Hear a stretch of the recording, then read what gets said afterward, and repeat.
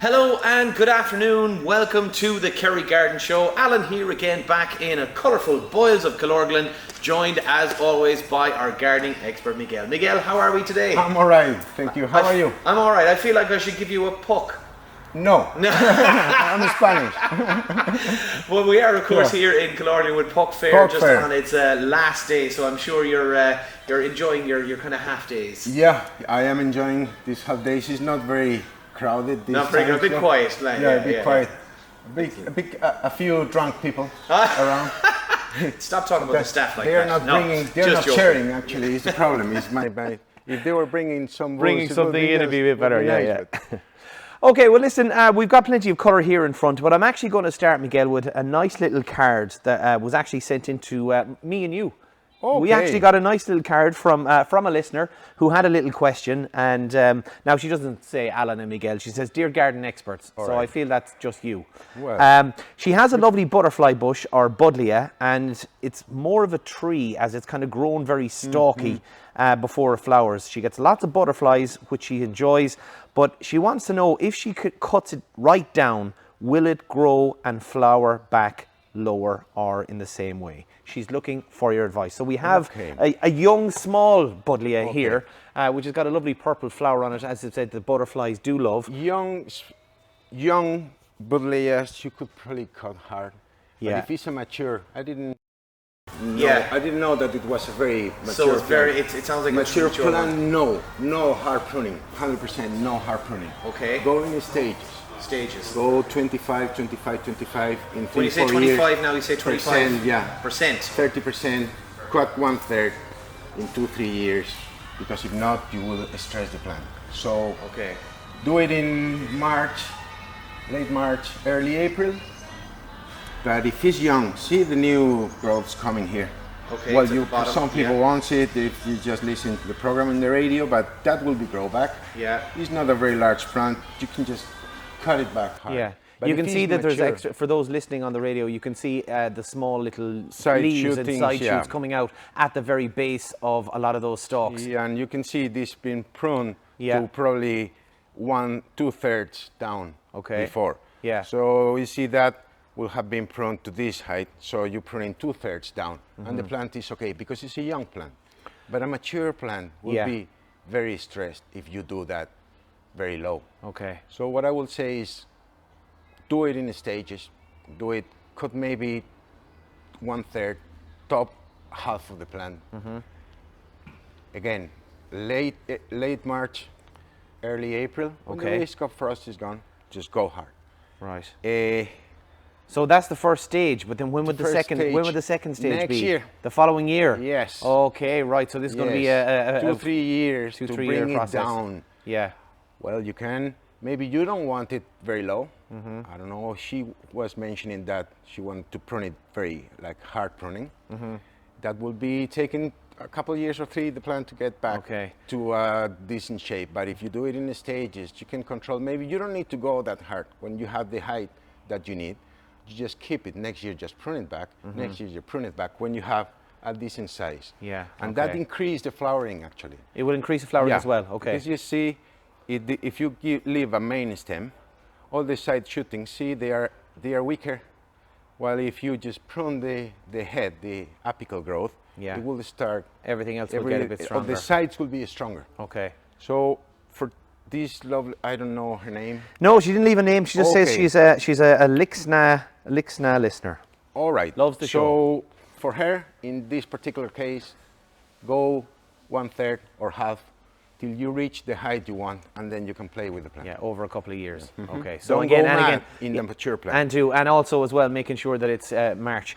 But right now we're going to talk about August, September, October. Exactly. Because Miguel, I believe there's people coming in wishing our summer away. I know we've had a bad summer, folks. It hasn't been great. It's been very, very wet, and people are already coming in asking about winter flowering. Absolutely, it's just quite weird. Yeah.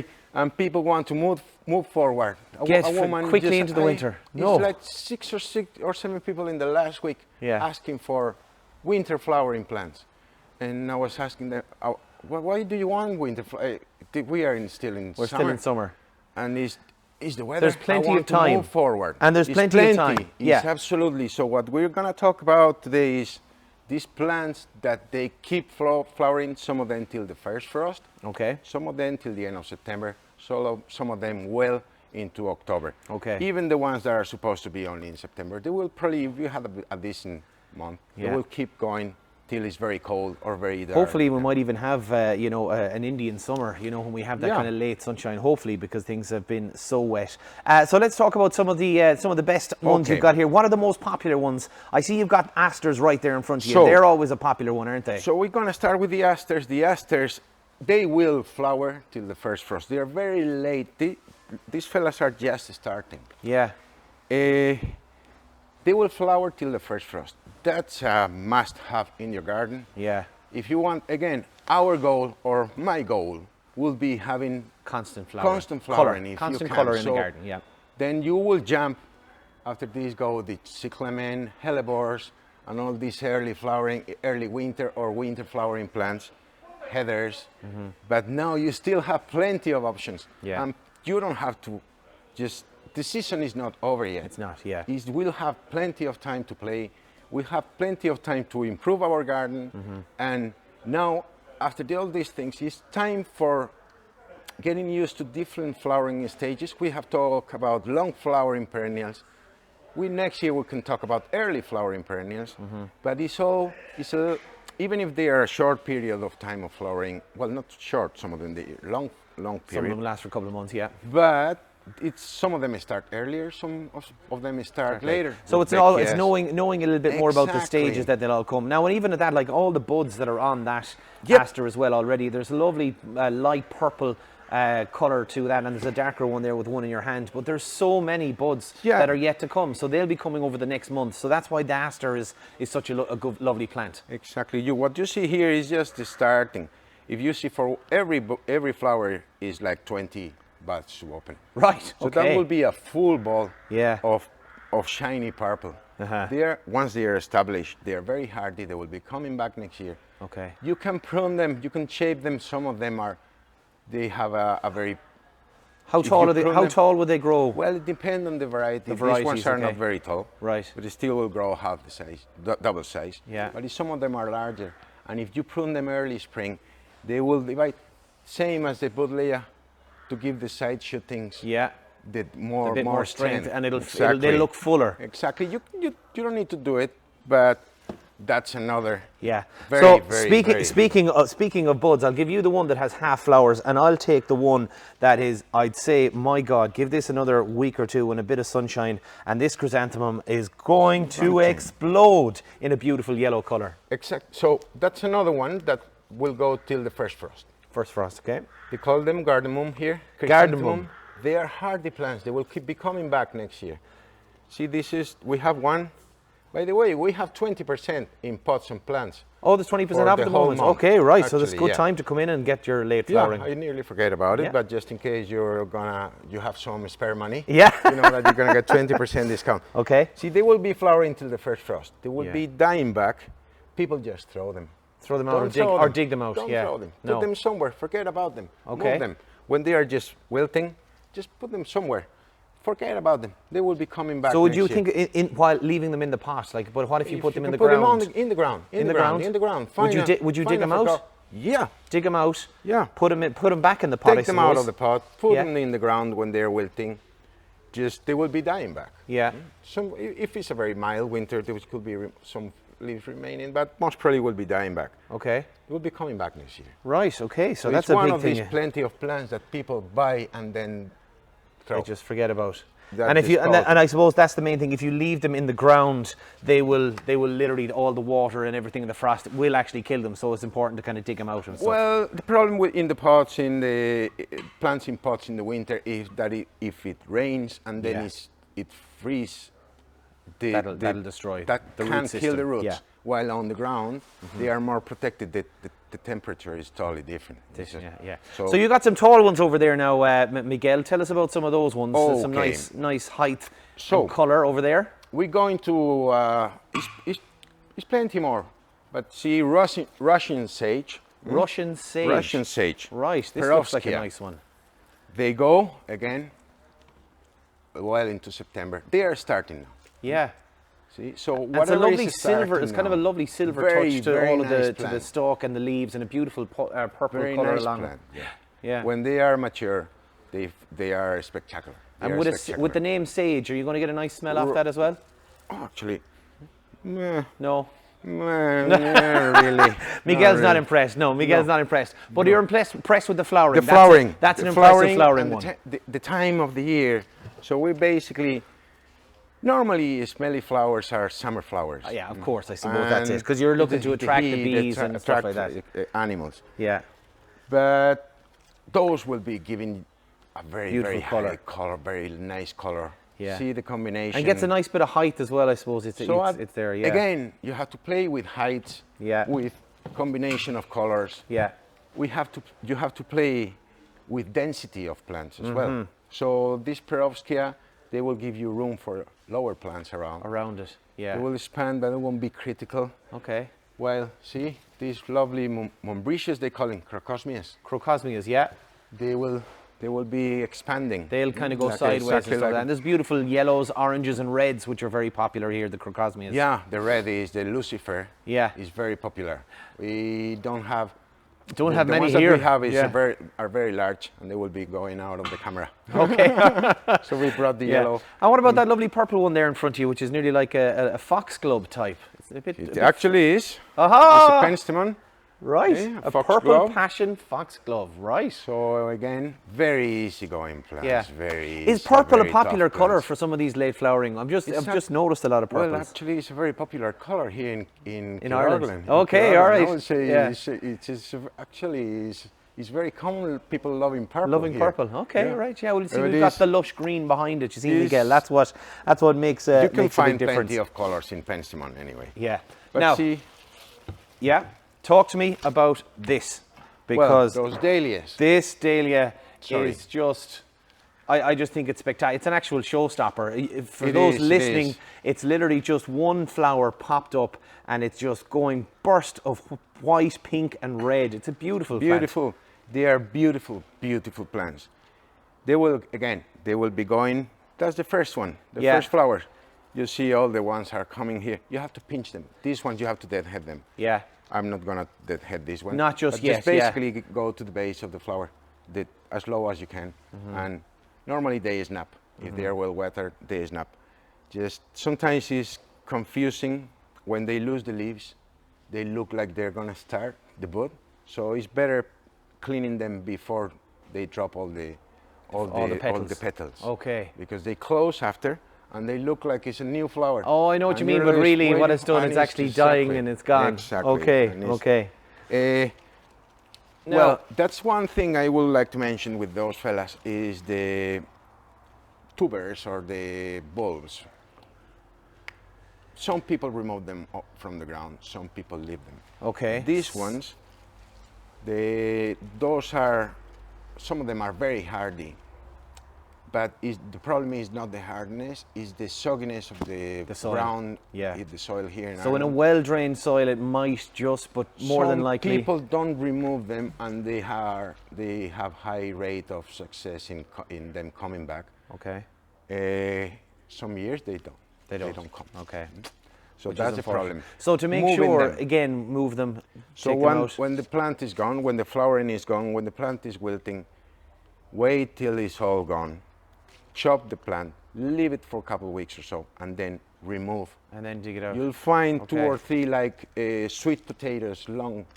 Like those like a roots. Yeah, salvia. yeah. And you just can get those 3, 4, 2, Yeah. whatever you have. Clean them, dry them, Hang wrap them in newspaper paper or something like that. and put them and in a put part them of the shed. somewhere, yeah. Okay. And that's the best. If you have patience and you want, Yeah. that's the best way to. To keep coming back with the Yeah, dahlias. and every year you will have more of those those shoots. little potatoes. Yeah. that's- I remember them. They're like big, Yeah, thick like fingers. Yeah, Real thick chubby fingers. Yeah, I remember. Yeah, like my doctor's fingers. Now Ex-rugby player. we've got another a nice one. Black-eyed Susan. No, we didn't hit didn't do Susan. it. No, we didn't hit Susan. No, this is Rudbeckia. Rudbeckia Goldstrom. That the Goldstrom, that's the most popular one. Very popular. Beautiful gold color with a kind of a browny kind of purpular kind of center. For people that cannot see, is already sight shooting from the ground. From the base, okay. So that's the way they spread these new little suns coming. Yeah. See? That will be a well-developed plant next year. Yeah. So these ones, people know that they're very hardy. They don't, you don't have to tell them. They know it's a well-known plant. Anyone who has it, yeah. But remember that they will keep flowering till well into autumn if we have good weather. Right. Very interesting plant. You'll see them in roundabouts. You'll see them in all the gardens. Yeah, yeah, absolutely. Combining with reds, combining with purples, it makes them spectacular. So if you combine yellow and purple, beautiful, beautiful. That in salvias or whatever you have, in different colors, so you can go.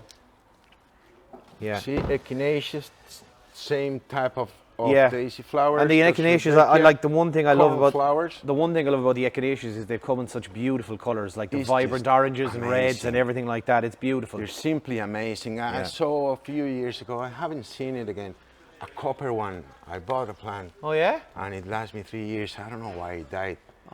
And it was unreal. Yeah. Unreal. The color was just amazing. I haven't seen it again. Haven't seen They're it again. wonderful plants. Yeah, I thought you think you might go out and order one specifically now, wouldn't you? Go through the catalogue. You'll have to look for that next year. No. Now the base of that plant is quite thick and quite massive. dense. It's dense, yeah. That's starting again.